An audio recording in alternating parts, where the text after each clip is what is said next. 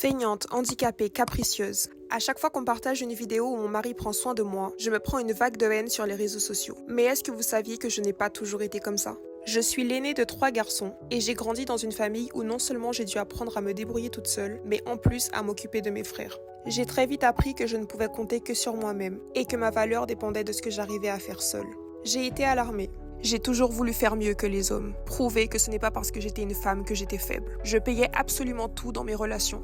À mes anciens travails, je ne laissais personne m'aider. Et un jour, j'ai fait un burn-out. Je me suis rendu compte que je ne pouvais pas continuer ma vie comme ça, que ma valeur ne dépendait pas de ce que je pouvais faire toute seule. Vous vous rappelez de ma période dans la montagne? J'ai commencé à me forcer à accepter les compliments, à accepter de l'aide quand on me proposait, même des vieux monsieur dans la rue.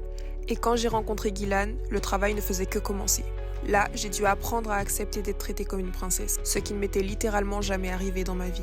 Pour la première fois, j'ai eu l'impression d'avoir quelqu'un sur qui compter.